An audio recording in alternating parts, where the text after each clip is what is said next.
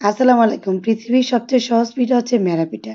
আজকে একদম শর্টকাটে কিভাবে মেরা পিঠা তৈরি করেছি সেই রেসিপিটাই শেয়ার করব। এটা হচ্ছে শুকনো চালের গুঁড়া ছিল।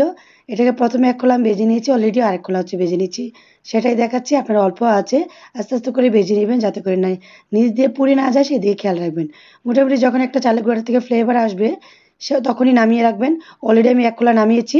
নামানোর পর আমি ডিপ ফ্রিজে হচ্ছে নারকেল কোরানো ছিল সেটা মিশিয়ে রেখে দিলাম যাতে করে গরম চালের গুঁড়ার হিটে তাড়াতাড়ি নরমাল হয়ে যায়। তারপরে আবারও ১ খোলা ভেজে টোটাল ২ খোলা ভেজে নিলাম।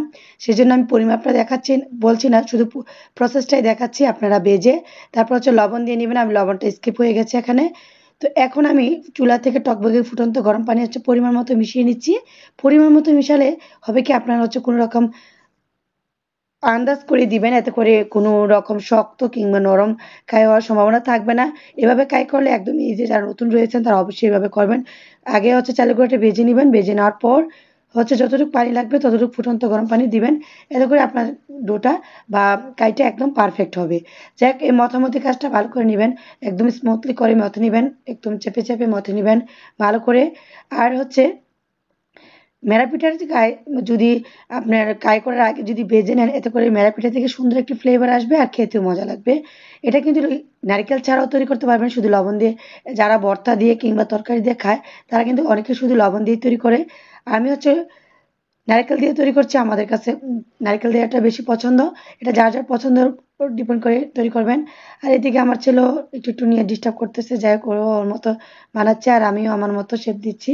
মেরা পিঠাটা হচ্ছে এমন একটা পিঠা, মানে পৃথিবীর সবচেয়ে সহজ পিঠা বলা যায়। বাচ্চা থেকে বড় সবাই একদম, একদম একবার দেখলেই পারবে। এটা কিন্তু পিঠার কোনো শেপের ঝামেলা নাই। যে যার, যার মন মতো শেপ দিতে পারবেন। কেউ গোল দেয়, কেউ স্কোয়ার দেয়, কেউ হচ্ছে এমন লম্বাটে দেয়। আমি আজকে বেশিরভাগই লম্বা দিচ্ছি। তবুও আপনাদেরকে বিভিন্ন রকমের শেপ দিয়ে দেখাচ্ছি। আপনারা আপনাদের পছন্দ অনুযায়ী দিতে পারবেন। আমি কিছুটা একদম ১ম হচ্ছে গোল করে নিবেন। গোল করে চোখা করে নিয়ে তারপর জাস্ট ২ আঙ্গুলে চেপে নিবেন। আর এদিকে চুলায় মিডিয়াম হিটে আমি চুলায় একটা হাঁড়িতে একটু খাড়া টেপে হাঁড়িতে একটা মাটির হাঁড়ি বসিয়ে নিয়েছি।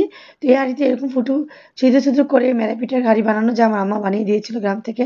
অবশ্যই এই হাঁড়িগুলা ৩০ থেকে ৪০ টাকায় কিনতেই পাওয়া যায় বা সর্বোচ্চ ৫০ টাকায়।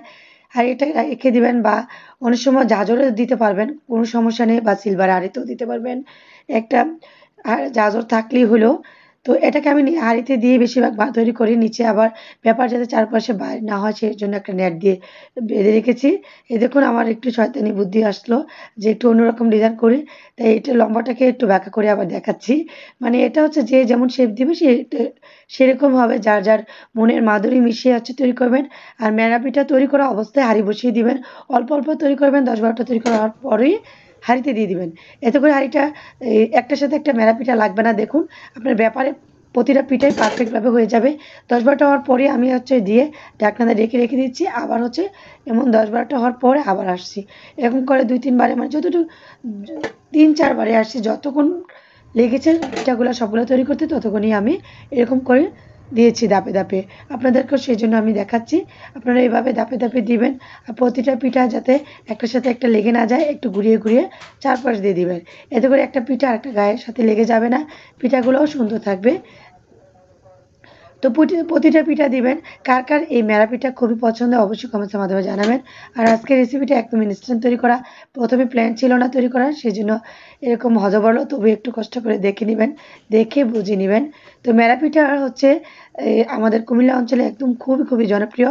একদম মনে হয় যে ঘরে, ঘরে এমন কোনো পারসন নেই যে মেরা পিঠা তৈরি করতে পারে না। তো আমিও বাসায় একবার হলেও বানাই।